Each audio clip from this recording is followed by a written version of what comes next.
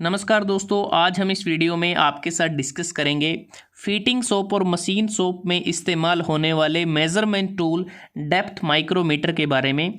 Depth micrometer को micrometer depth gauge के नाम से भी जाना जाता है। तो जैसा कि नाम से पता चलता है डेप्थ की, इसका उपयोग कोई गहराई मापने के लिए किया जाता है। मतलब कि जॉब या वर्कपीस या किसी कंपोनेंट की अंदर जो भी डेप्थ है, चाहे वो कोई होल है या फिर कोई उसके अंदर स्लॉट बना है, तो उसकी डेप्थ को मेज़र करने के लिए इस माइक्रोमीटर का इस्तेमाल किया जाता है। और ये जो माइक्रोमीटर है ये क्रोमियम स्टील या स्टेनलेस स्टील या हार्डन स्टील का ये बना होता है। तो इसमें क्या क्या पार्ट्स होते हैं वो हम देख लेते हैं।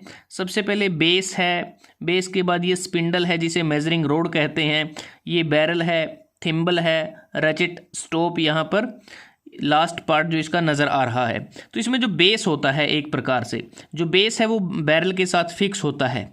और यहाँ पर जो बेस है इसका जो मेजरिंग फेस है, ये वाला जो पोर्शन है जिसे हम रेफरेंस प्लेन बोलते हैं, इसको उस वर्क पीस के ऊपर या जॉब के ऊपर रखा जाता है जिसकी डेप्थ को हमें मेज़र करना होता है। उसके बाद यहाँ पर जो स्पिंडल है जिसे हम मेजरिंग रोड कहते हैं, स्पिंडल हमें डेप्थ माइक्रोमीटर के केस में अलग अलग लेंथ के अवेलेबल होते हैं जिसे हम अपनी आवश्यकता के अनुसार बदल सकते हैं।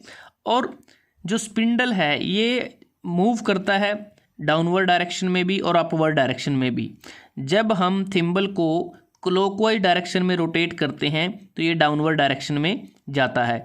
जब थिम्बल का एक रोटेशन कंप्लीट हो जाता है, जो स्पिंडल है वो 0.5 mm वो मूव करता है। उसके बाद जो पार्ट है बैरल, बैरल को हम स्लीव भी बोल देते हैं। और बैरल के ऊपर ही इसका मेन स्केल बना होता है। और बैरल पे जो मेन स्केल बना है उस पे डिवीज़न होती हैं, एक अपर ग्रेजुएशन होती है, लोअर ग्रेजुएशन होती है। अपर ग्रेजुएशन को हम पढ़ते हैं, मिलीमीटर। जो लोअर ग्रेजुएशन है उसको 0.5 मिलीमीटर पढ़ा जाता है। और इसके बीच में एक लाइन होती है जिसे हम रेफरेंस लाइन या डेटम लाइन बोलते हैं। उसके बाद जो थिम्बल है, थिम्बल पर एक सर्कुलर स्केल बना होता है जिस पे 0 से लेके 50 तक डिवीज़न बनी होती हैं। और उस डिवीज़न को हम मैच करते हैं बैरल पे बनी रेफरेंस लाइन के साथ जब रीडिंग को हम फाइंड आउट करते हैं। और जो थिम्बल है, थिम्बल के अंदर ही जो ये स्पिंडल होता है इसको इंसर्ट किया जाता है और थिम्बल पर यहाँ नर्लिंग की जाती है। और नर्लिंग से क्या होता है कि इसकी जो ग्रिप है वो आसानी से इसकी ग्रिपिंग हो जाती है। और थिम्बल के बाद यहाँ पर एक रचेट स्टॉप बना हुआ है। ये बेसिकली क्या होता है कि जो स्पिंडल का एंड होता है वहाँ पर इसको प्रोवाइड किया जाता है। और ये जब हमें एक्यूरेट मेज़रमेंट करनी होती है, प्रिसाइज मेज़रमेंट करनी होती है, तो उस दौरान ये एक प्रकार से प्रेशर को कंट्रोल करता है। जो स्पिंडल का जो स्पिंडल को जब हम रचेट की मदद से, क्योंकि जब थिम्बल से रोटेट कर देते हैं उसके बाद जब हम थोड़ा बहुत मेज़रमेंट बिल्कुल करीब आ जाती है तो उस दौरान हम रचेट का इस्तेमाल करते हैं। उसके बाद अगर हम बात करते हैं कि जैसा हमने इस डायग्राम में देखा कि इसमें हम डेप्थ को मेज़र कर रहे हैं किसी भी कंपोनेंट की, और इसका जो लीस्ट काउंट होता है वो होता है 0.01 mm। मतलब कि लीस्ट काउंट वो मेज़रमेंट है जो हम इसके द्वारा मिनिमम मेज़रमेंट जो हम मेज़र कर सकते हैं, लीस्ट काउंट वो होता है। और इसमें अगर टाइप की बात करते हैं, जो डेप्थ माइक्रोमीटर है वो बेसिकली 2 टाइप के होते हैं।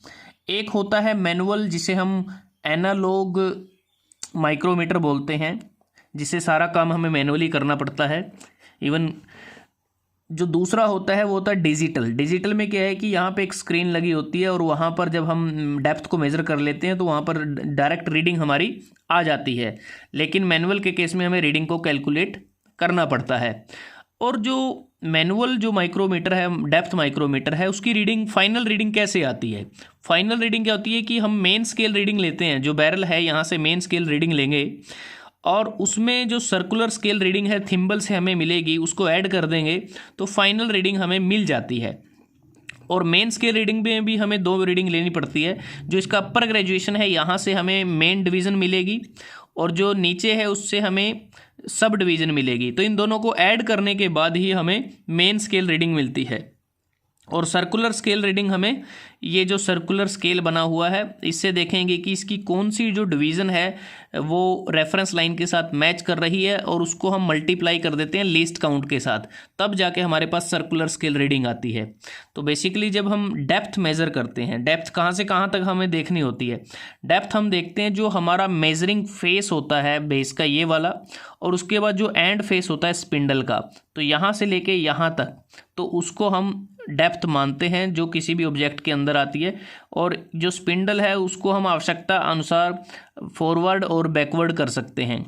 अगर हम बात करते हैं कि जो डेप्थ माइक्रोमीटर है वो अलग अलग रेंज में अवेलेबल होते हैं, ये 0 से लेके 25 mm तक भी होते हैं, तो उस केस में एक ही मेजरिंग रोड हमें मिलती है।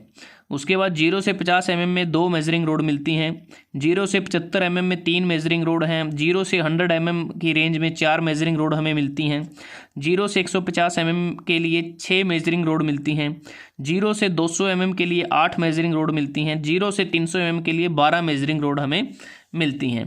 तो इसमें क्या है कि आवश्यकता के अनुसार हम जो मेजरिंग रोड है उसे हम चेंज कर सकते हैं। तो दोस्तों आज हमने इस वीडियो में आपके साथ डिस्कस किया फीटिंग सोप और मशीन सोप में इस्तेमाल होने वाला डेप्थ माइक्रोमीटर, जो एक मेजरमेंट टूल है।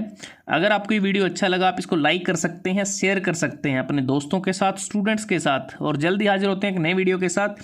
तब तक के लिए धन्यवाद। आपका दिन शुभ रहे।